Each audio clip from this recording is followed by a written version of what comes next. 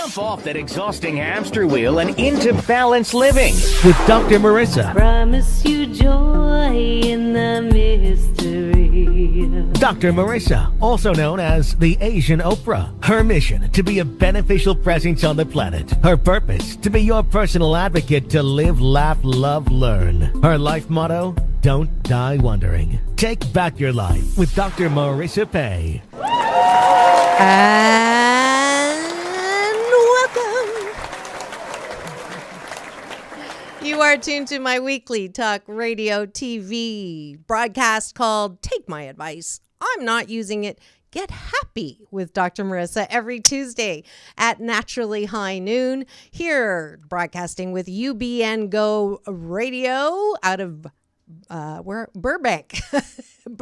We used to be at Sunset Gower, Burbank, California, and then rebroadcasting every Saturday at 2 on my CNBC, NBC News Radio channel, KCAA, AM 1050, FM 102.3, FM 106.5, and then everywhere on demand with iHeartRadio. And this is a show about hope and happiness. So there's no gossip, no scandal, and no K words at all. No Kardashian talk. In fact, I want you to focus on your own reality show and how you can be happy 88% of the time. And so glad that you joined. A peace in and peace out shout out to all of my new friends in DC. Yes, I went back to be at the Small Business Expo representing the Think and Grow Rich World Tour at Bill Walsh's big event. And there's some pictures flashing from our fabulous launch in Anaheim Convention Center last weekend or the weekend before, and it was amazing speakers, including yours truly, and just lots and lots of learning, lots and lots of applying and understanding how you can think and grow rich, and especially some great other speakers that I met for the first time. Jessica Cox will be coming on the show in a couple of weeks. She's the first armless pilot and third degree black belt, and amazing woman who, well, I'm not going to give away, but to have someone of that caliber, and I get to share the stage with her, it was such an honor. And there's lots of other wonderful speakers. Go to my Facebook and my Instagram, Doc Balance, to go see some of the clips, and go to my YouTube, subscribe free to see some of the interviews with the Poriotics, which my daughter was super impressed with, and then Greg Reed, Sharon Lecter, John Shin. So please join.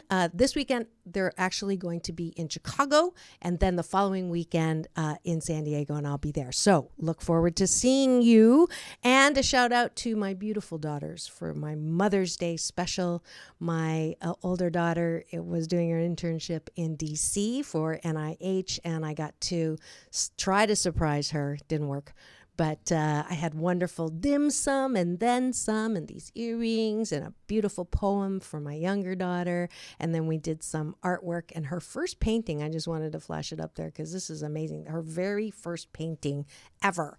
So that was kind of cool before I got on the plane. And without further ado, I want to introduce you to someone that you know him and you've seen him, but I had no idea the plethora of reach that this man has until I did the research preparing for the show. He's an actor, director, producer in Hollywood with over 40 years experience on screen and behind the camera. And if I read every highlight, we wouldn't have time to chat. So just let me list some of the movies and TV shows you may have heard of. We've got Predator, Terminator, American Gigolo, Starsky and Hutch, Charlie's Angel, and Lost. Directing Falcon Crest, Fame, Hill Street Blues, PBS The Killing Floor, which he won the Sundance Special Jury Award in '85. He's gotten the National Endowment of Humanities by President Bill Clinton and the Board of the California State Film Commission by former Governor Arnold Schwarzenegger, who he's played opposite to many times, and earned a Lifetime Achievement Tribute from the Directors Guild of America's African American Steering Committee in 2010. In addition to working on creative projects in Hollywood, Bill created Duke Media Entertainment to bring quality edutainment, love that, to audiences around the globe. And without further ado, please welcome to my studio, we'll get to more of the accolades in a minute, Mr. Bill Duke. Thank you for having me, Mr. So lovely to have you here. My big brother, Michael Bernard Beckwith, calls him my Mr. Duke. Great human being. Isn't he? Yes. Yes. So peace in, peace out, big brother. And love and peace to your family. They just, his dad just transitioned on Sunday. So we're just holding all of them with a lot of love and a lot of comfort. So let's start with Make My Day. Okay. So did you always know you wanted to be an actor? Because you became an actor early on, like not when any kind of affirmative action was going on, any kind of, Hollywood getting grief for not having equal representation. You were one of the first. So I want to go back and say, did you know you wanted to do that? It was a discovery, I think, more than anything. When I grew up, your parents told you what you were going to be because they had second and third grade educations. They didn't want you to be like them, so they said, be a doctor because, doctors make money. Mm-hmm. And I tried to go to little pre-med classes and cutting up cats and my room smelled like formaldehyde. It was not for me. And then I was I have dyslexia, so I was not a communicator. Wow. As to write in a journal. They said, well, you like writing so much, be a teacher because English teachers make money. And so I went to, got a scholarship to Boston University, and I fell asleep for the third time in my Chaucer class and was kicked out. And my friend said, you're always talking about acting. You should check it out. Lloyd Richards he was a black director, the first one on Broadway with Raisin in the Sun. And so I went up and I tried out and I got in. Fabulous. First try. Yes. There you go, right out of the box. He became my mentor. Wonderful. I followed him to NYU. He gave my first job at Negro Ensemble Company with Michael Schultz, and then I followed him to L.A. Fabulous. Mm-hmm. And then you got cast across. The first big movie was Terminator or Predator? The first real big movie was Car Wash. Car Wash. Yes, okay. Richard Pryor and. Do you know I had his son on really? 2 weeks ago, right? Richard Pryor Jr. Isn't that funny? Great. Accidental, not accidental. Go ahead. Car Wash. So Car Wash was really the thing that made a difference for me as an actor. Then after that came Commando and Predator and a lot of other things. But Car Wash was the first thing. Fabulous. And working with Arnold? Arnold is a great human being. Arnold is a collaborator, no ego trip. He just works hard and requires you work as hard as he does. And he's just good people. And he's a very smart man, dedicated to his craft. And it was a great privilege. I worked with him on Predator and Commando. Fantastic. And then you made the switch to go behind the camera. How did that happen? I had a television series called Palmerstown, USA, with Norman Lear and Alex Haley, and it was on for 2 seasons. And then they had a thing called TVQ at that time. If you were overexposed to an audience, you couldn't find it. So I didn't work for 2 years. And so I always I directed theater and wrote my own plays and stuff, but I was intimidated by the cameras and the equipment. A friend of mine said, you should apply to AFI. I did. And what is AFI? American Film Institute. Got it. And thank God, Tony Vellani was there, and I got in. Fantastic. Fantastic. So it appears that you're kind of likable, which I can understand.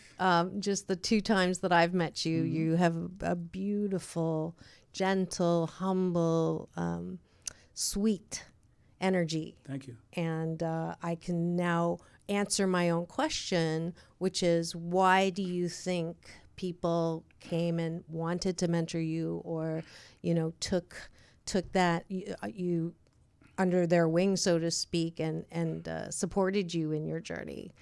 What else would you say? So for any aspiring people who really want to get into the industry, what would you say your keys to success are? I think most people would answer it with my talent, but I think my work ethic.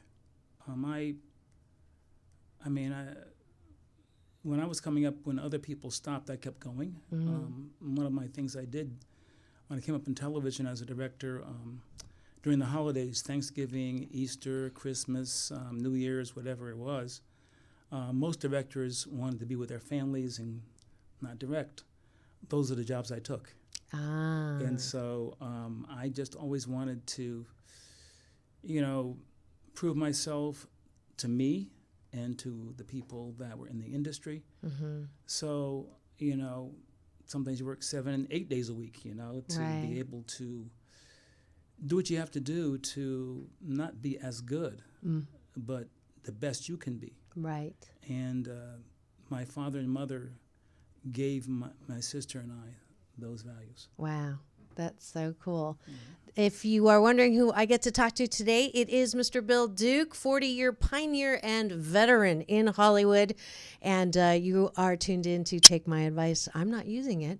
Get happy with Dr. Marissa. So I'm going to ask the follow-up question to, if you did take those gigs that no one else did, that wanted to spend time with family, did that impact your family? So were you married and have kids? Sorry, I'm going to pry into your personal life now because that's just what I do. You don't have to answer, but I'm curious. Not marriage, but it did impact my relationships because while they were with their families, I wasn't sometimes. And that, and my friends or the ladies I was with, I think that to a certain extent it was selfish. But I knew that if I didn't do it, there would be resentment. And so I had to choose between the two things. I think that we have to really value ourselves. To be unhappy in life, which is so short, and just doing something because you're told to, is something I don't embrace. Passion is very important. And life is very short, and making a living at something that you love doing, that's very important, I think. That's what I believe. Yeah, absolutely. And there are prices you pay for that. Yeah. But you were okay. I mean, there's no perfect door, is what I say, right? Every door you go through has benefits and consequences, and the worst thing you can do is turn around and go, I should have done that one. Right. So speaking of that, do you have any regrets? I think I do. I've never been married.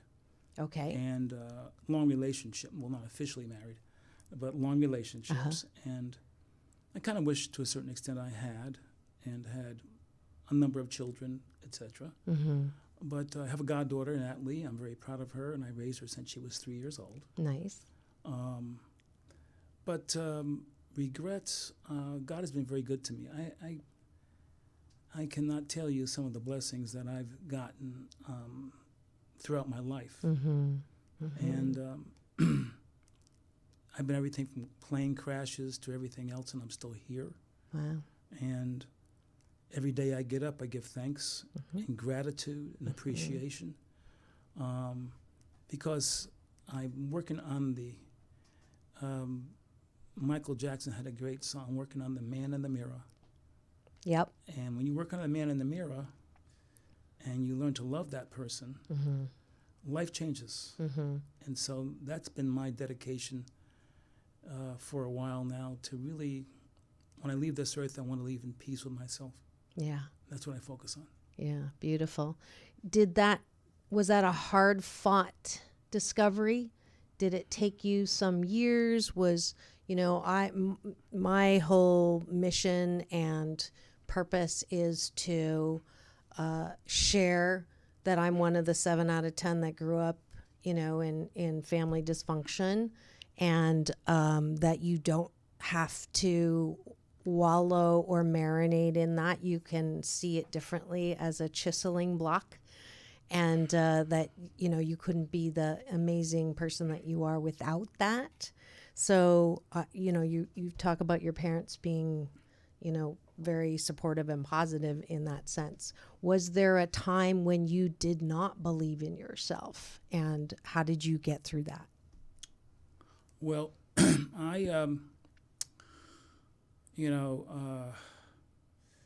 is a business of rejection. People don't understand that, I think. And, when you go out for, let's say, 3 or 4 auditions a week, and in a month, everybody says, no, no, no, no, no. You're told just to butch up and don't take it personally. But it has an impact on you. Psychologically, emotionally, rejection does something to you. Yeah, for sure. And to kill that pain, my unfortunate solution was drugs and alcohol. And so I took drugs for a while, and then I ended up on the street begging for money. Wow. Because I couldn't pay the rent. And 2 things happened that were saviors for me. One was I was begging for money on the street one day, and this older black woman passes me, and I just say, ma'am, can I have some money? And she just didn't say anything. And then I was begging somebody else that was passing by, and I feel a tap on my shoulder, and I turned around, and it was this same older black woman. And I said, ma'am, you're going to give me some money? And she's silent for at least, I would say, 15, 20 seconds. And she looks in my face, and she says, son, do your mama know you out here doing this? And I just watched her walk away around the block. And from that moment, I never asked for anybody for anything again. Wow. And the second thing that happened to me was, she's my great friend now, Aida Tengamana. When I was going down on drugs and really hitting bottom, she introduced me to transcendental meditation. So I meditate twice a day now. I haven't taken drugs since I've done that. And can I ask how many years ago that was? 1974. Many years ago. Yes. Yeah. So that was before the success in the movies. Yes. Yes. Yes. So, wow. You would have never known. Thank you for sharing that. I don't know if you were planning to, but it's in my book too. Powerful. That's what I wanted to segue into is this book of yours that captures 40 years. It's Bill Duke, and then I need glasses, so read the bottom part of that for me in your book. Yeah, it's 40 years on screen and behind the camera, and it talks about the easier part was, talking about my career and what I've been through. I came into this business when there were really the only black director were Michael Schultz, Gordon Parks. I think Mr. Poitier had my hero did some things, but there weren't black directors. No, so it was a challenging time. Yeah, and you had to have some faith in yourself. Yeah, definitely. So it's but through the grace of God, I've been able to face a lot of those things and come through. The discrimination, we'll put the moose on the table right now. That's my Canadian version of the elephant in the room. The moose. Yeah, the moose on the table. I heard that one before. I know, that's because I made that up. Because I was born. Wow, okay. I was born in Canada. Okay. So it was there. the discrimination. You didn't get roles because you were the color of your skin. Well, a big, tall black man is in those days was seen as mean and evil, and so let's play all the bad guys. Right. And so I took those roles, some of them. How tall are you? 6'5". Just curious. 6'5". Okay. And, A little taller than me. Yeah, no, not much. Not much. Notice how we took pictures you sitting Yes. down. I didn't want the camera to like miss me. They get your face and then couldn't see me. Yes, no problem. So you took those parts, the bad guy parts for a while to work, right? But they were not bad parts. No, they were good parts. Yeah. And luckily, I came up with theater, and so I was given a lot of skills from great teachers, NYU School of the Arts and BU and other places, so that I really understood that acting was not acting. Acting is being. When I teach, I tell my students it's falling into darkness backward, and you have to trust something that's within you creatively. And so I was very fortunate. I have great teachers, including Lloyd Richards and others, and Michael Miller and others. And it taught me a great deal in terms of the craft, and that's something I hope never goes away, because there is a craft. I mean, I respect reality shows. That's not acting, though. Don't even get me started. I'm sorry. I totally agree with you. Well, that's why my opening is I want you to focus on your own reality show. Please do not tune something in that just highlights the worst possible parts of humanity and the worst emotions that can be expressed by human beings. I just don't understand what's so attractive about that, but obviously it is, because it continues to get ratings and continues to be shown. But yeah, it is a craft, absolutely. Can that craft be, does someone actually have to have like the seed of that, just like a musician? Like, just sometimes people will say you can't teach musical genius. You cannot teach a singer to sing. They have to have that seed of what it is, and then you hone the craft. What would you say? Is that true for acting? I think that the craft is the shaping of something else, and that is a trust, a vulnerability. To trust yourself enough to say, I know I could be doing this, but I have a passion. And to trust that passion, and then have that passion crafted into a skill. That takes time. But your willingness to surrender to something larger than your ego. Wayne Dyer, who I read a lot, has this phrase, you can be a host to God or a hostage to your ego.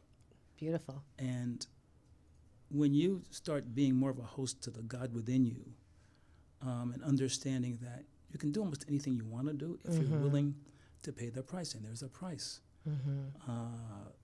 It's about honing your skills and not giving up and facing rejection and not letting the voices even within you stop you from doing what you want to do. Yeah. It's that, those battles are ongoing. Right. And you have to find something that takes you through that. Right. I found meditation. Other people have found religion. Other people have found different things. But if you have something that enables you to manifest your dreams,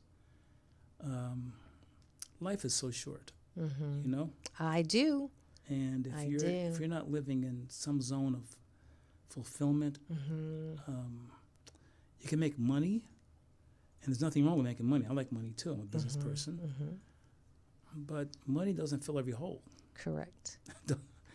How many boats or yachts and houses and cars and vacations? Well, and look at Anthony Bourdain and Kate Spade, tragic examples that money and status do not bring you happiness. No. Right? No. So Absolutely. So there is a blisscipline, as I love Michael that. will call it. Blisscipline. I Yeah, like that's that. from Michael.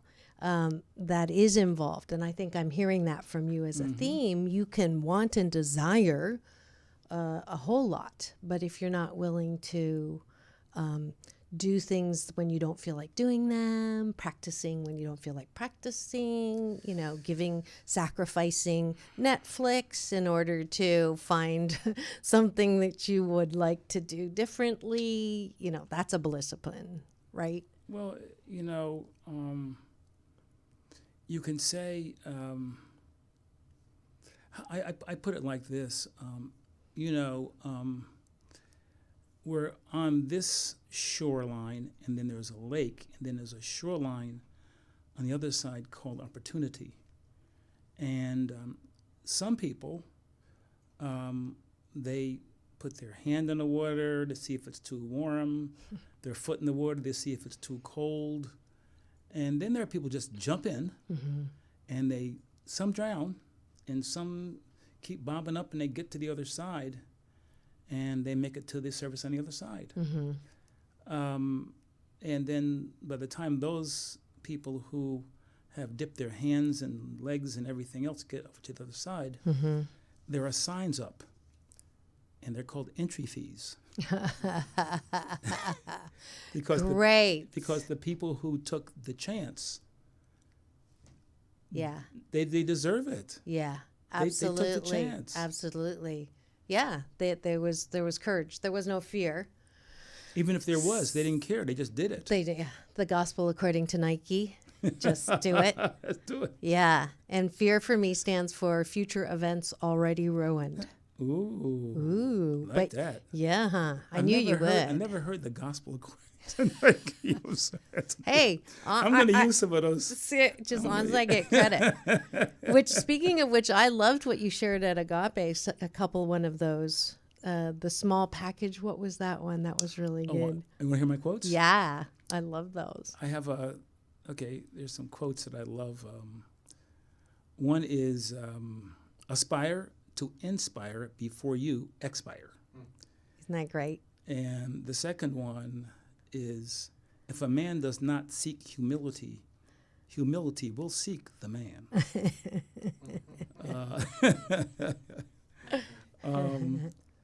And another one is, in your lifetime, you will never see a smaller package than a person wrapped up in themselves.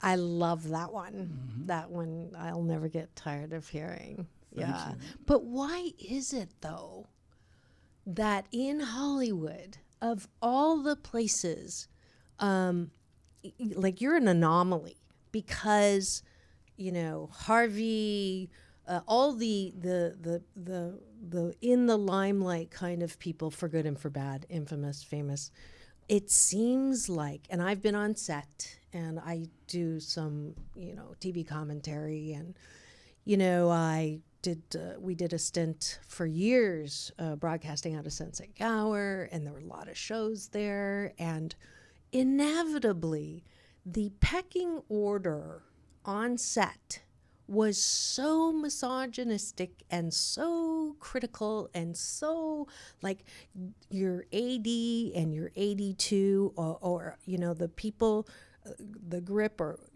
the bottom of the, not grips are not the bottom, but I'm just saying, what I'm talking about, a PA, yes. And they would, somebody would bark and they would jump how high and run and scurry and, like servitude. And I'm like, this is 2018, that was last year. But like, how does that still exist in Hollywood? And how do you deal with that? Well, I mean, am I seeing things? Am I wrong? No, you're not seeing anything. Okay. You're not seeing things. It's just checking. There is, not every place, but there are places still where the ego is so dominantly in charge of everything. Yeah. That people throw phones in people's faces. I know. Spit, point, yell. Diminish people that work for them. because of their insecurities. Right. I call them peripherally located egos. That's exactly. and egomaniacs with an inferiority complex.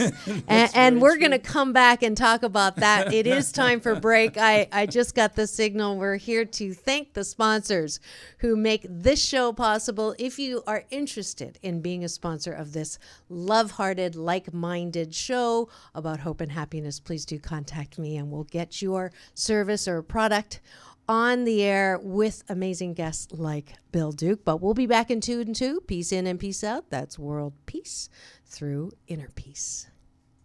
Do you know any honest mechanics? Well, I do. Dr. Marissa here, and if you have a car you love, then take it to JP European Auto in Huntington Beach. Experienced, knowledgeable, and professional, JP's European Auto has been the #1 choice for European auto repair since 2009. Mention Dr. Marissa and JP will give you a 10% off. So go to jpseuro.com. Your dealer alternative for all European automobiles.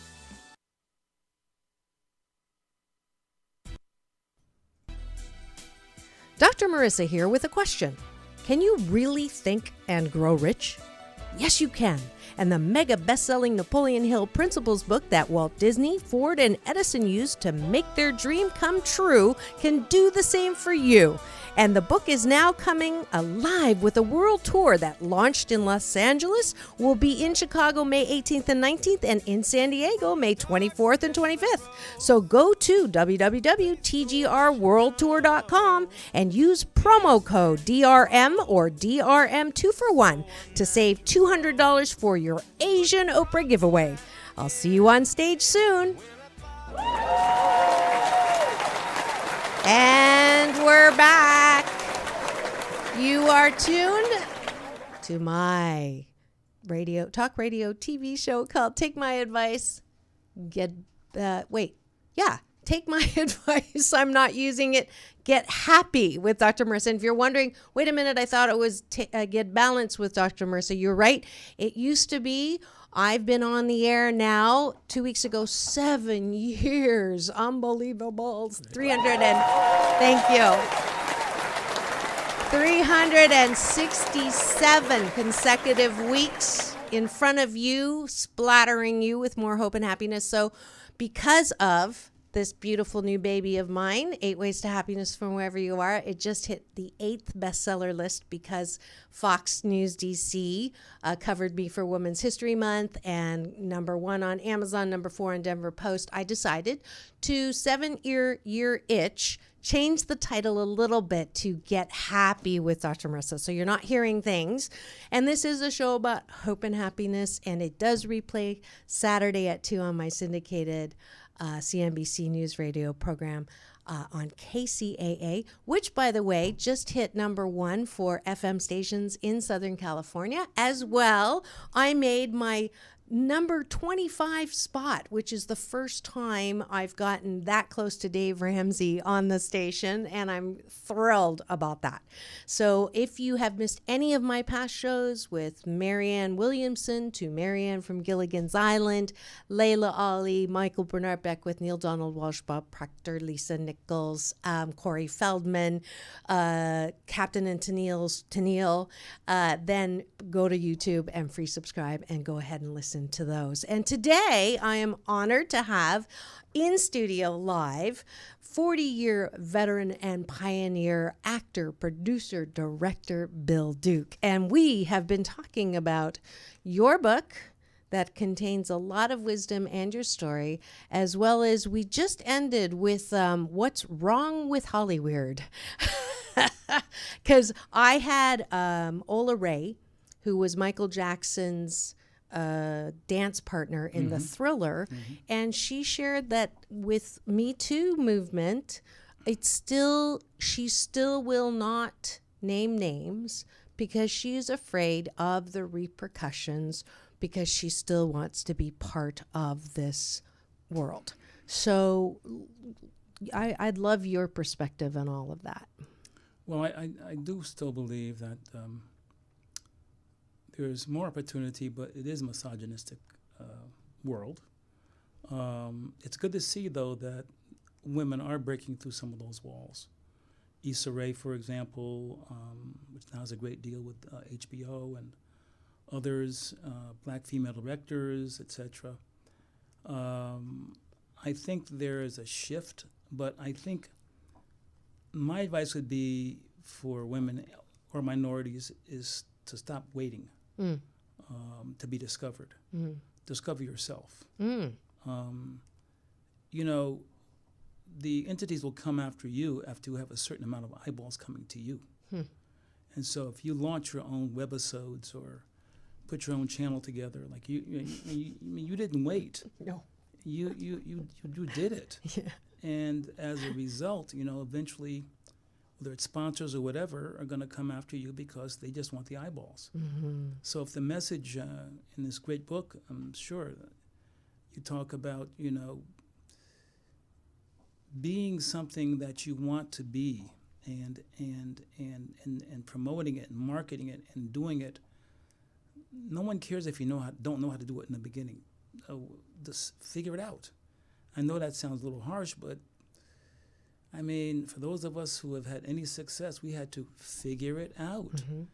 It wasn't easy. You know, it's like, you know, a friend of mine owns a church, and he said one Sunday he was preaching, and he said to his congregation, hundreds of people, everybody who wants to go to heaven, stand up and say hallelujah.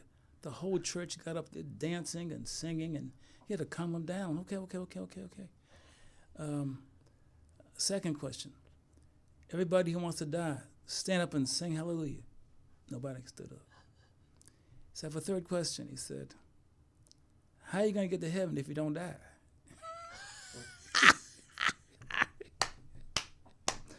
Good point. It's a good point, you know. And the second thing I'll say, this is about faith. I heard this story, which I loved. There was this village, and it hadn't rained for almost a year. The animals were dying, the crops were drying up, and everything. And people were praying in their huts. And one day, the chief of the village said, "You know something? If we all come to the center of the village and pray together, maybe, you know, God will hear the bigger voice." And they got to the center of the village, and they all prayed and prayed and prayed. And weeks went by, and one day this little boy stood up and says, "I know why the rain doesn't come. I know why the rain doesn't come." They said, "Shh, we're praying." He stood up again. "I know why the rain doesn't come." They said, "Okay, why doesn't the rain come?" And he reached behind his back and he said, "Because I'm the only one that brought an umbrella." There you go. There you go, and there you have it. Yeah, absolutely. What a great story. It's real, though, right? It is true. You can pray all It you is want, but if you true. don't have faith, it's going to come. Yeah, exactly. That is, you know, that, you know, you can achieve what you conceive and believe, but you have to have all three. And you got to do. Yeah. Yeah. The action component is, you know, there's a lot of criticism of, you know, any kind of, you know, even Think and Grow Rich or the law of attraction, you know, which does not lend itself to the full picture.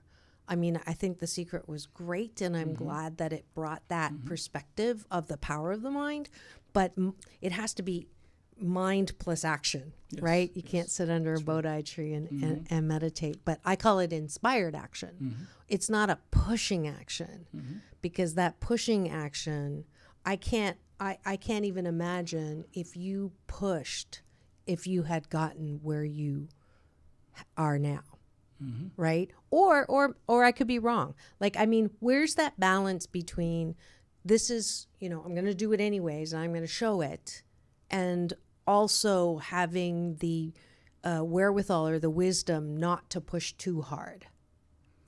Well, you know, it's about finding that balance, and I think it's a lifetime journey. I think that, you know, doing it and repeating and your efforts is important. but also surrendering to the fact that, something guides you that is not your ego. There's something, it's almost hard to describe. Again, Wayne Dyer had this lecture, and he defined ego. He said, "Do you know what ego means?" And the audience said, "No." He said, "EGO, edging God out." Mm-hmm. And by God, it is Not Santa. No. Not an angry, No, punishing. no. Exactly. No, Yeah. I call him my UPS man. My universal power source, and he delivers every morning when I pray and meditate. Yeah. I call him my GPS. Oh, cool. What's yours stand for? GPS. Your guidance system. The guidance system. Okay. It's like I get off track sometimes, but it brings me back. Perfect. And the thing is that, sometimes, I use the two P's, patience and persistence. You got to have both. Yeah. So the balance you're talking about is... That's exactly it, right? When to hold and when to fold. Patience and persistence, patience and persistence. And the other thing I will say is, you can't be playing checkers in a chess game. I love that. I love that. Because your competitions are going to say, "You're a good little checker player. Keep on playing them checkers." Yeah. And they playing chess. Yeah. All around you. All around you. That's brilliant. you're I'm good. going to steal that one. You're going to steal it? Okay. I'm going to steal that one. You're taking mine. I'm taking yours. We got a switcheroo there going on. That's awesome. And where do we get your book? Because obviously there's a lot of wisdom in there, especially if you are an aspiring actor, director, producer, especially if you are a colorful person, because you've got a role model here who did not let discrimination of any kind get in his way. I'm sure he has some stories in there too, with the names been changed to protect the guilty. Yes. I like that. That's true. It's true. Yeah. So where do we get your book? A couple of places. Online, Amazon. And the audiobook just came out 2 weeks ago. Uh-huh. And you can get Do it. you talk on it? Did No. you actually do it? Oh, They okay. got an actor to Okay. And You are an actor. I know, but don't start me. Anyway, and then Barnes & Noble Okay. bookstores, Wonderful. other stores. So. Wonderful. Beautiful. And I usually ask this question last of all of my guests. What or whom are you most grateful to or for? And I already know you're very grateful, so I'm going to make you hone it in. Wow.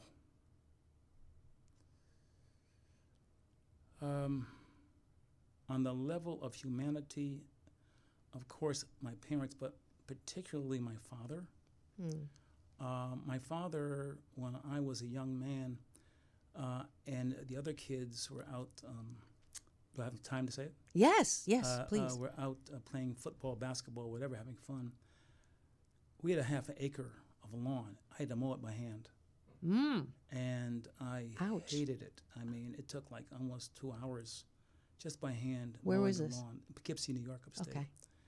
And after I finished mowing it, my father would be sitting on the front porch, smoking his pipe and reading the newspaper. And he said, "Are you finished?" I said, "Yes, sir." He'd go up. He said, "Let's go." Go up, and he'd walk over every single piece of the lawn. And if I had missed a patch, it's called a skip, and I had to do the entire lawn all over again. And I was so angry. I hated him for it. But Woody taught me about life. If you're going to do it, do it to the best of your ability. No skips. No skips. Wow, that's fabulous. Fabulous, fabulous. Thank you for sharing that story. It's my pleasure. Yeah. Well, I am so grateful to Thank you have for had having me. I you really appreciate here. Absolutely. Wish you much success, because I'm sure some of the proceeds go to your foundation. You have You with Michael Schultz and Gordon Parks have paved the way for furtherance of African American actors, writers, directors, and producers in the entertainment and technology industries. And you give back. So you run the Duke Media Foundation for the past 10 years, has prepared youth for the future by exposing them to specific new media tools and financial literacy tools that will enable them to compete, survive, and thrive, for which I am giving you Dr. Marissa's Beneficial Presence on the Planet Award. Oh, thank you. Yes, God bless you for that. Thank yes, you so and much.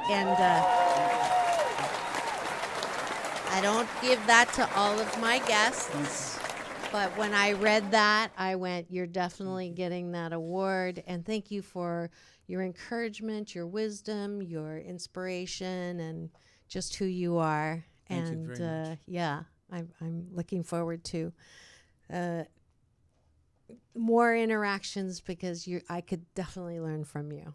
And, Well, I want to say one thing about yes, youth. please. For this program, I call it edutainment. Yes. It's inspiring and it's healing. So thank you for taking the time from your life to give back. Much appreciated by all of us. Yeah, definitely. So go support Bill Duke, get his book, Bill Duke, 40 Years, and you can get that on Amazon as well as Barnes & Noble, which, I support as well because my book's in there, and maybe we'll do a joint book signing That'd be sometime. great. Be wonderful. Wonderful. Fantastic. So one more applause out for you. And that's Bill Duke. And as per usual, the last little wrap up on my show. Welcome to the Balance Bar. Maybe I should call it the Happy Bar now, huh? Because it's not get balanced, it's get happy. So inviting you to several places. This Saturday, I will be singing on stage with the Agape International Choir as we back up Dave Austin at the Powerful You Conference at the Anaheim Convention Center. So I actually have some free Asian Oprah giveaway promo codes to that event. So if you're in LA, make sure you go to my website, www.drmarissa.life, and fill out the email address on the pop-up, and that'll get you into the system of my Happy 88 family, get you some happy tips for free, as well as free tickets to that event.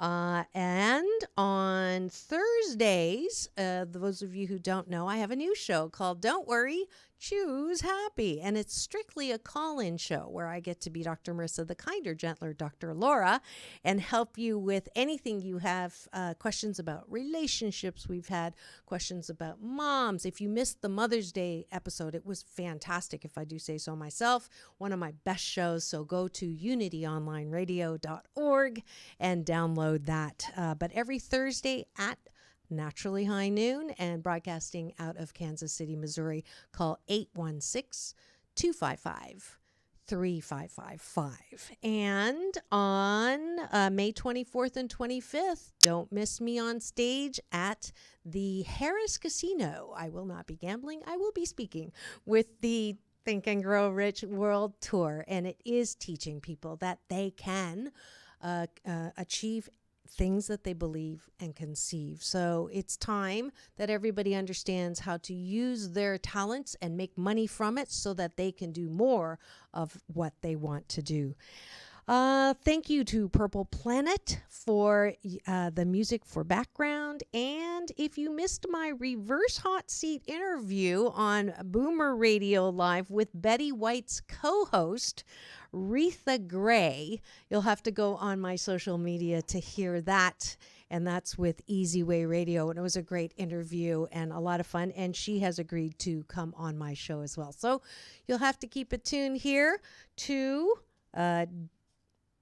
take my advice. I'm not using it. Get Balanced with Dr. Marissa every Tuesday at naturally high noon. If you're just tuning in now, you can get me again Saturday at 2 on my syndicated CNBC radio channel, KCAA AM 1050 FM 106.5. And if you're getting this really late, go to iHeartRadio or my YouTube, and you'll have more hope and happiness than you could have ever asked for. And remember, it is about balance. Peace in and peace out. That's world peace through inner peace.